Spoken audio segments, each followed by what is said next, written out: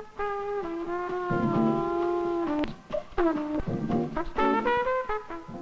was in a writer's group when I was in Washington. The nice thing, I like to be without bringing something you'd written, something new. So one afternoon, I sat down on a couch. My little boy was less than a year, and he was, you know, pulling things and doing whatever. And I was writing like this on a legal pad. And he would, you know, go away and crawl back and so on. And I got terribly interested in what I was doing. Got really good to figure out which word came before the next and what was explosive and so on. But just, you know, hurriedly writing it for that evening's meeting. And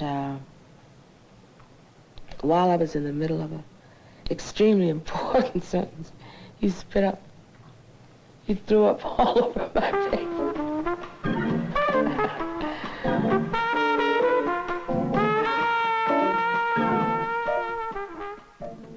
The funny part is that I wrote around it. I mean, you know, every woman knows that, you know, they spit up all the time. That I could take care of, but I might not get that sentence again. Following her graduation from Howard University, Toni Morrison obtained what she describes as a shaky M.A. from Cornell. And for the next 8½ years, she taught English. First at Texas Southern University, and then at her alma mater, Howard. I will call him now. I mean, not this instant. In 1966, she was hired by Random House, beginning in Syracuse as a textbook editor, and a year later moved to New York City. By this time, she had acquired 2 children and a divorce. Her first novel, The Bluest Eye, was published in 1970. Serious writing began really after I took the job as a textbook editor. Perhaps it was a recent divorce and the fact that I had these 2 small children that I was the sole supporter. I know that I was not happy, and I was eager to learn my job, but my spirit was hurt, and I was very lonely. So the writing became a thing to do, you know, after the children were asleep. I was very confused that the writing was something I did with relief. It was a way of ordering, I think, the universe. No, that's the point. I have some stuff that I have signed her up for already, 2 pieces, but there's lots of other stuff.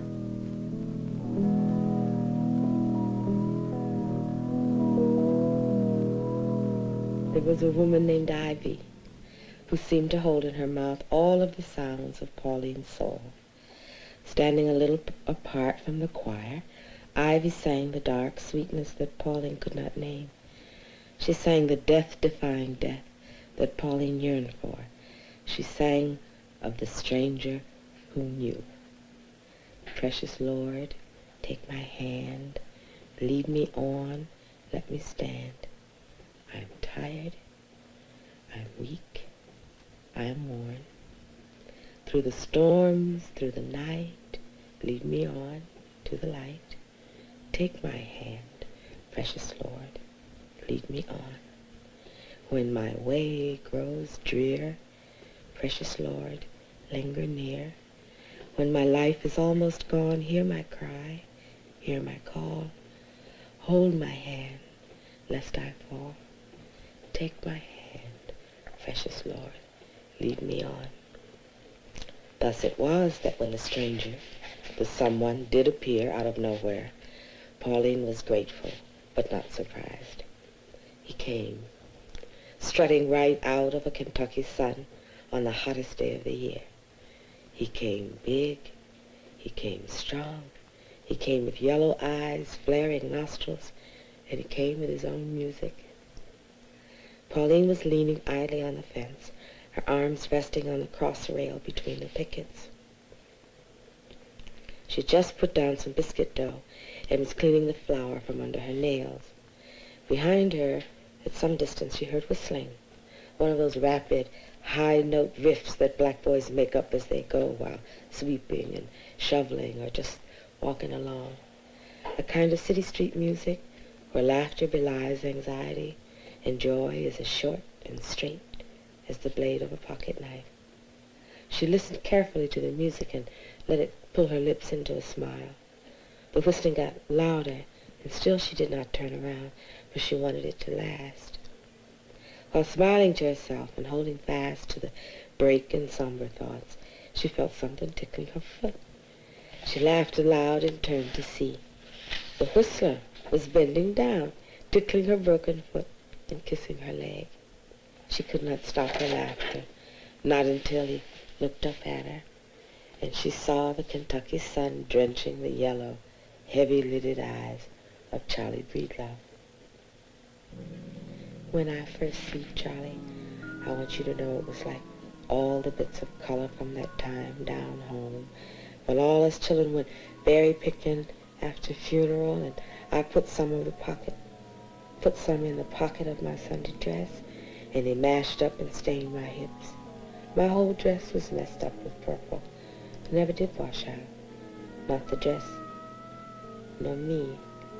I could feel that purple deep inside me, and the lemonade Mama used to make when Pap came in out of the fields. It'd be cool and yellowish, with seeds floating near the bottom. And that streak of green them June bugs made on the trees the night we left them down home. All them colors was in me, just sitting there.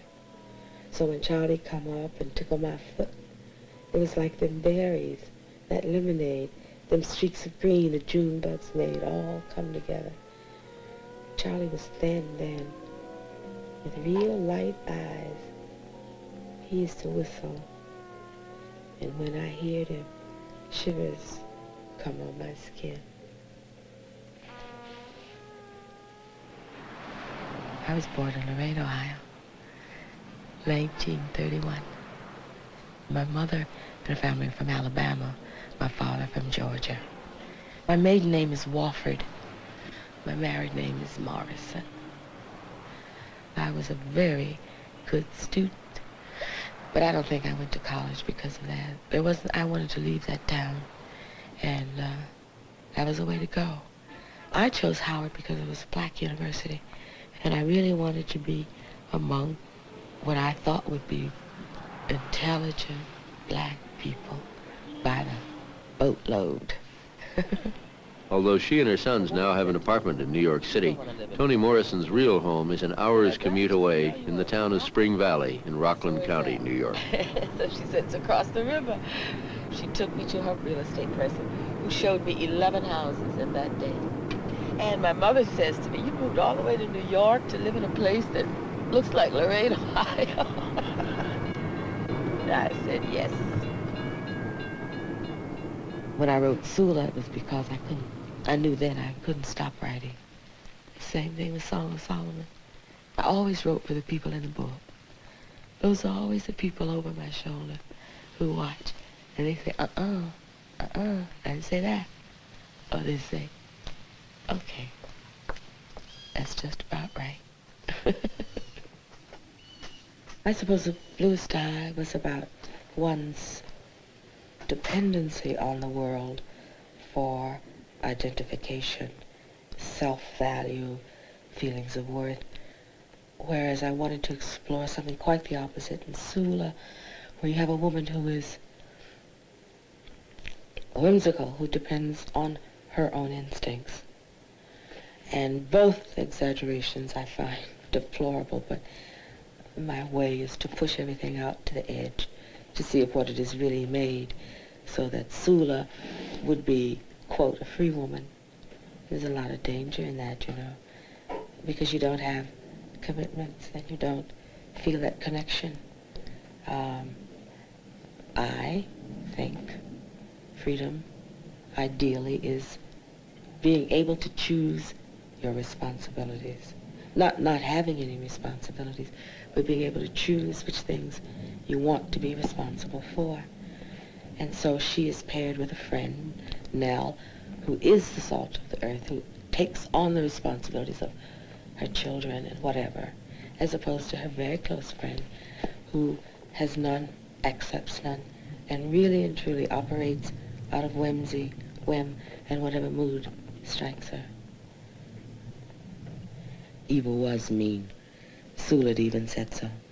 There was no good reason for her to speak so feeble-minded or not, old, whatever, even knew what she was doing, always had. She'd stayed away from Sula's funeral and accused Nell of drowning Chicken Little for spite. The same spite that galloped all over the bottom, that made every gesture an offense, every off-center smile a threat, so that even the bubbles of relief that broke in the chest of practically everybody when Sula died did not soften their spite and allow them to go to Mr. Hodges' funeral parlor or send flowers from the church or bake a yellow cake. She thought about Nathan opening the bedroom door the day she had visited her and finding the body. He said he knew right away she was dead, not because her eyes were open, but because her mouth was. It looked to him like a giant yawn that she never got to finish. He had run across the street to Teapot's mama, who, when she heard the news, said, "Ho!" like the conductor on the train when it was about to take off, except louder. And then she did a little dance. None of the women left their quilt patches in disarray to run to the house. Nobody left the clothes halfway through the ringer to run to the house. Even the men just said, when they heard. The day passed and no one came. The night slipped into another day and the body was still lying in Eva's bed, gazing at the ceiling, trying to complete a yawn. It was very strange, this stubbornness about Sula. For even when China, the most rambunctious whore in the town, died, whose black son and white son said when they heard she was dying, "She ain't dead yet." Even then, everybody stopped what they were doing and turned out in numbers to put the fallen sister away. It was Nell who finally called the hospital, then the mortuary, then the police, who were the ones to come. So the white people took over. They came in a police van and carried the body down the steps past the 4 pear trees and into the van for all the world, as with Hannah. When the police asked questions, nobody gave them any information. It took them hours to find out the dead woman's first name. The call was for Miss Peace at 7 Carpenter's Road. So they left with that, a body, a name, and an address. The white people had to wash her, dress her, prepare her, and finally lower her. It was all done elegantly, for it was discovered that she had a substantial death policy.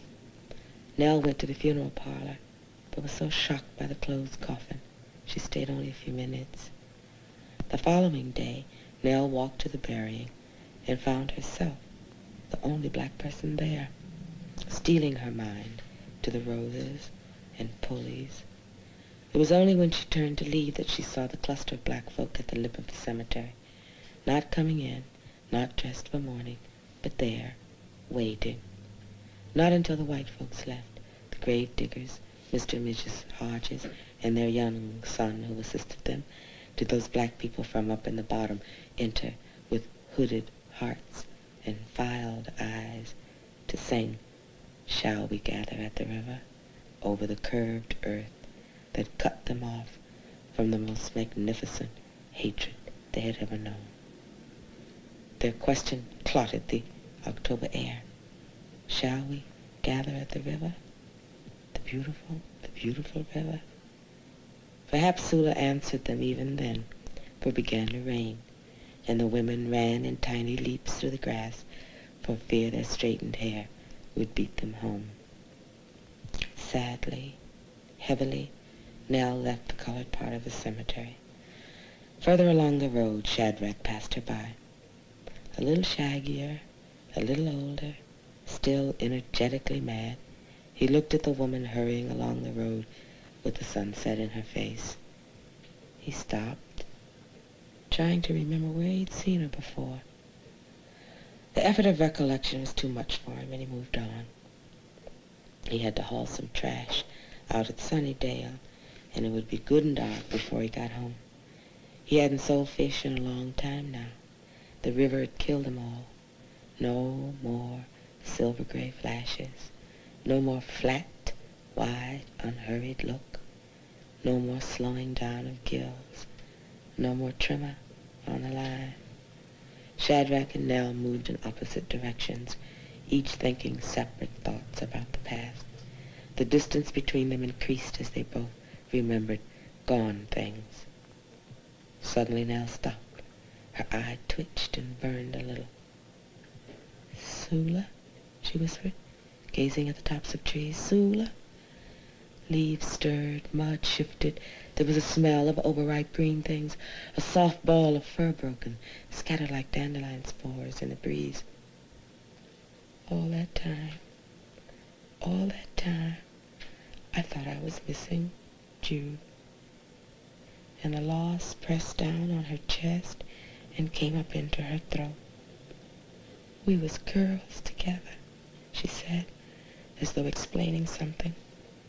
"Oh, Lord, Sula," she cried. "Girl, girl, girl, girl, girl." It was a fine cry, loud and long, but it had no bottom, and it had no top, just circles and circles of sorrow.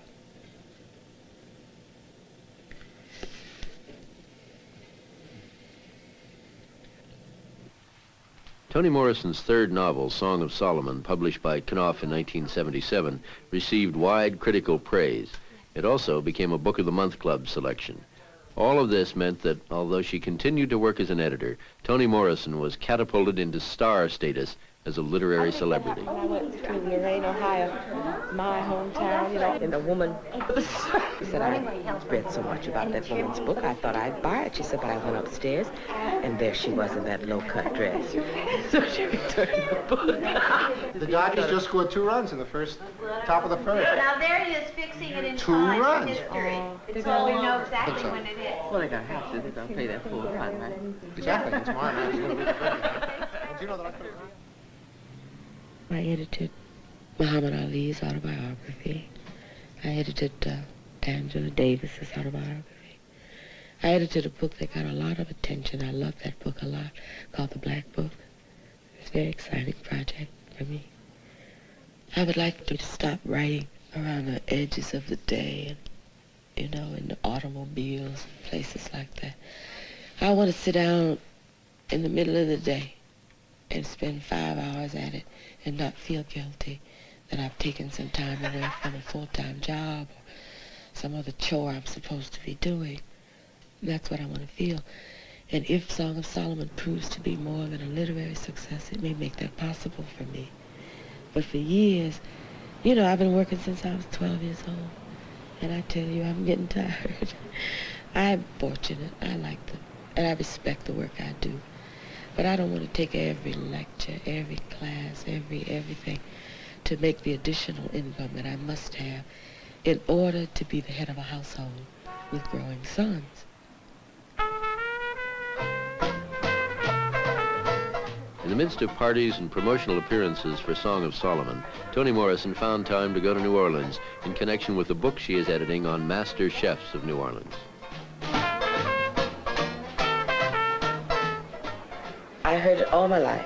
I must have heard it so early that I don't remember the hearing, you know, the actual telling. It was a given that there was a time when black people could fly at will, you know, like a bird. That's a tremendous story. When I was an adult, I read those slave narratives. The Federal Writers Project used to collect those stories of the slaves and the children of slaves.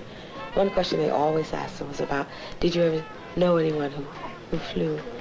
Everybody said, yes, either they saw it or they had a relative or a friend who had seen it. And the situation was always the same. Somebody got fed up and ran out into the fields and whirled and whirled and whirled. It flew away. Man, greater love has no woman in the world. I tell you. The only way I got down here, I went. They said, well, where'd he go? They say back to Africa. Good to see you. Oh, y'all look good. New York is all right. This is where the action is down here. So I was very concerned about that being not a metaphor for anything. Really, I would start with the simplest thing, which was supposedly really true, that there were Africans who could fly. Literally true.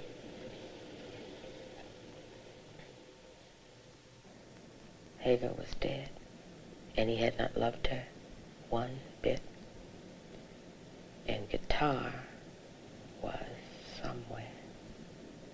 In Shalimar, there was general merriment at his quick return, and Pilot blended into the population like a stick of butter in a churn. They stayed with Omar's family, and on the second and last evening, Milkman and Pilot walked up the road to the path that led to Solomon's Leap. It was the higher of the two outcroppings of rock, both flat-headed, both looking over a deep valley. Pilot carried the sack, Milkman a small shovel. It was a long way to the top, but neither stopped for breath. At the very top, on the plateau, the trees that could stand the wind at that height were few.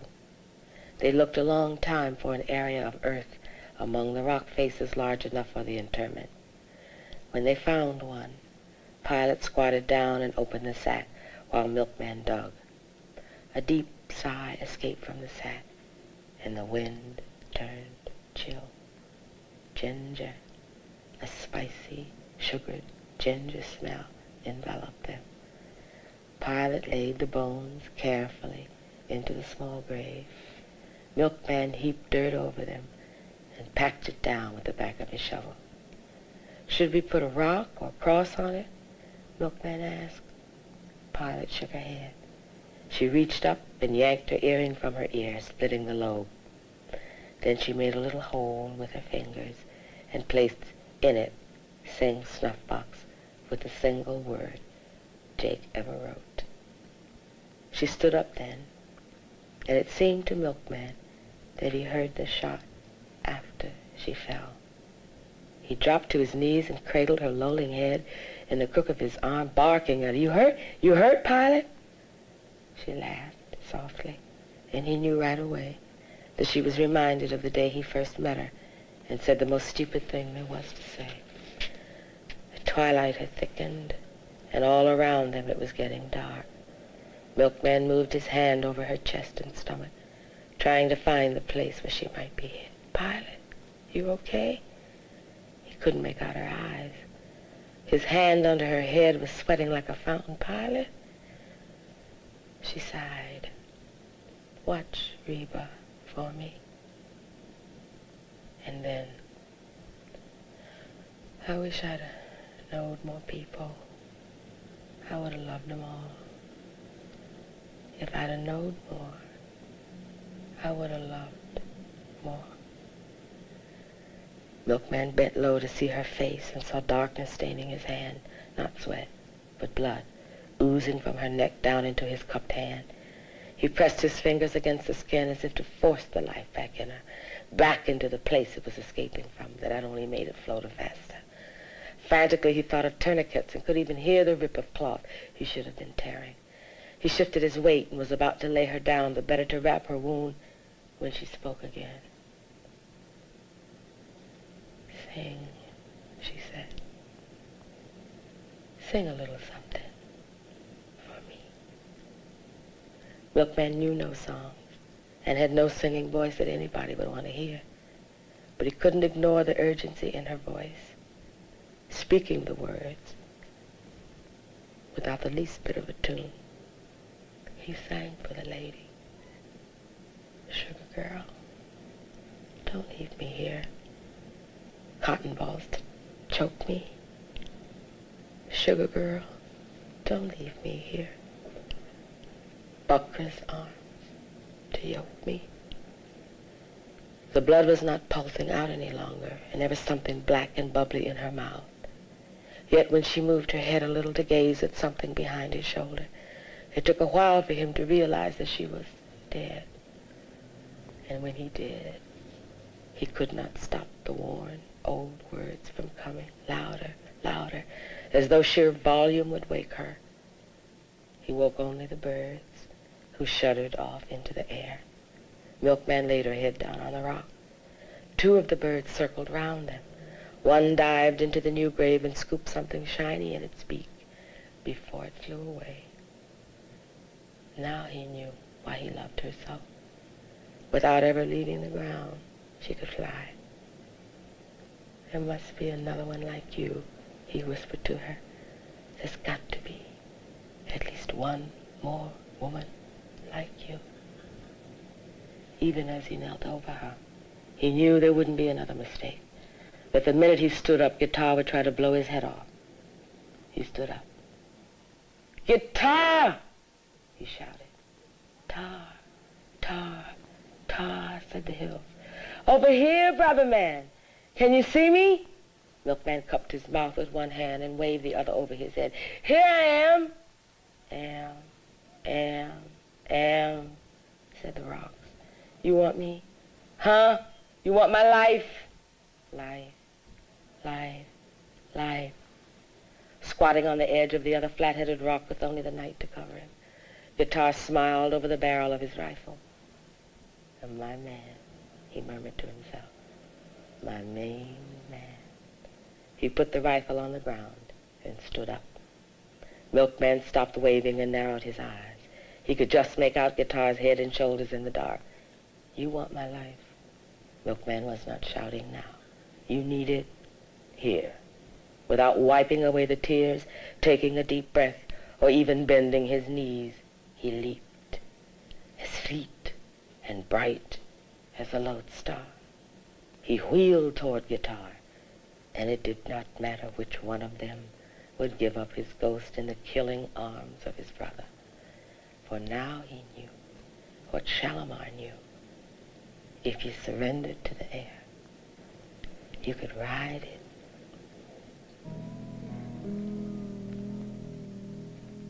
I'm just so happy that the novel that I'm thinking about now came so fast after Song of Solomon. I was very depressed after I finished Song of Solomon, as I think many writers are when they get through with the work. So I was lying in bed and I just felt so sorry for myself. I mean, a delicious pit of nobody loves me. My hands are shaped wrong. The weather's bad. I can't fix the water faucet. I mean, it was just whatever you could think of. I felt awful. And I was sinking slow.